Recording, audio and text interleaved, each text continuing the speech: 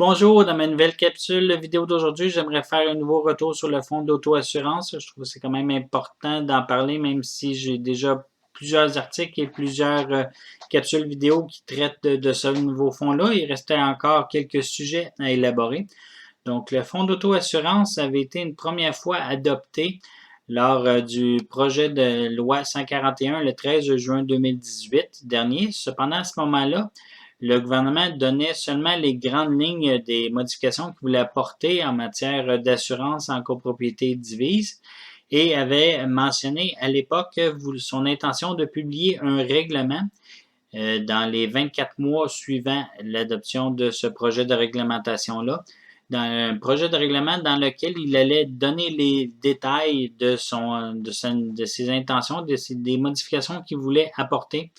C'est maintenant en partie chose faite, donc depuis le 17 juillet 2019, le gouvernement a publié un projet de règlement établissant diverses mesures en matière d'assurance et des copropriétés divises. Suite à la publication de son projet de règlement, le gouvernement a mentionné de vouloir se doter d'une période de 45 jours, c'est dit ouvert aux commentaires. Suite à ça, il va soit apporter des modifications ou adopter le projet de règlement tel quel. Toujours est-il, même s'il est possible qu'il y ait quelques petites modifications, ce serait très surprenant qu'il y ait des modifications en matière de fonds d'auto-assurance parce que ça fait quand même passablement l'unanimité. Le fonctionnement du nouveau fonds d'auto-assurance va fonctionner de la manière suivante, c'est que vous allez devoir accumuler un montant équivalent à votre plus haute franchise, excluant celle des tremblements de terre, dans un compte spécial qui va justement servir à payer les éventuelles franchises que vous allez devoir payer en cas de sinistre. La manière que ça fonctionne, quand le gouvernement a prévu une période de 24 mois pour combler le montant. À partir du moment de l'adoption de son projet de règlement. Vous allez avoir deux scénarios possibles dépendamment du montant que vous avez accumulé dans votre fonds.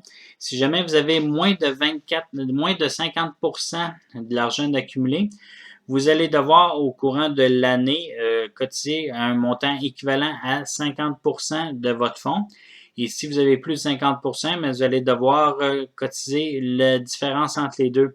Donc, si on prend un exemple d'un syndicat qui aurait une plus haute franchise à payer de 10 000 et qui constate en vérifiant ses comptes que seulement 2 000 dans son fonds d'auto-assurance, ben, il va devoir combler l'équivalent de 50% de sa franchise, donc 5 000 durant l'année, ce qui va, à la fin de cette année-là, porter son fonds d'auto-assurance à 7 000.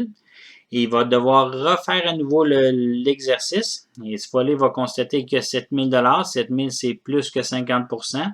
Donc, il va devoir combler la différence, c'est-à-dire rajouter 3 000 pour atteindre le 10 000. Donc, au moment de la publication du projet de règlement, j'ai vu plusieurs commentaires mentionnant qu'on avait, à partir de maintenant, 24 mois pour accumuler le fonds d'auto-assurance. C'est pas tout à fait ça qui se passe. Il faut comprendre, le projet n'est toujours pas adopté, donc il faut attendre 45 jours avant qu'il soit adopté. Par la suite, l'article 5 de ce projet de réglementation-là est clair, mentionne que l'article 2, donc l'article qui mentionne le montant et les échéances pour accumuler ces montants-là, ne va entrer en vigueur que 24 mois après l'adoption du projet de règlement. Donc, c'est seulement après 24 mois, donc 2 ans après l'adoption du projet de règlement, que vous allez devoir vérifier au moment de faire votre budget si vous avez plus ou moins de 50% ou si vous avez la somme totale accumulée dans votre fonds d'auto-assurance. Donc, un syndicat qui déciderait de ne rien faire pour les 2 prochaines années va se trouver à la fin de ces 24 mois-là avec un fonds d'auto-assurance à zéro. À ce moment-là, il va devoir mettre l'équivalent de 50% de son fonds de sa plus haute franchise.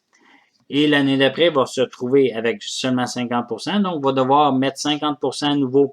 Ce qui fait qu'un syndicat peut avoir, à partir de maintenant, jusqu'à 4 ans, donc jusqu'à 48 mois pour compléter son fonds d'auto-assurance. Si ça peut se faire de façon tout à fait légale de procéder de cette façon-là, c'est pas une méthode que je recommande personnellement, puisque lorsqu'on comprend le fonctionnement du fonds d'auto-assurance, on se rend compte qu'en fait, le fonds s'est fait pour se prémunir des différentes franchises à payer éventuellement. Et en plus, en attendant à la dernière minute, vous allez avoir seulement 2 ans pour combler les sommes, tandis que si vous débutez dès aujourd'hui, vous allez pouvoir étendre les cotisations à payer sur une plus longue période. Donc, ça va faire des frais mensuels beaucoup moins élevés pour vos copropriétaires. Donc, ça serait une excellente idée, si ce n'est pas déjà fait, de commencer dès maintenant à cotiser à votre fonds d'auto-assurance. Vous allez simplifier la vie de beaucoup de copropriétaires en procédant de cette manière. Donc, j'espère que cette capsule vous a été utile. Merci, à la prochaine.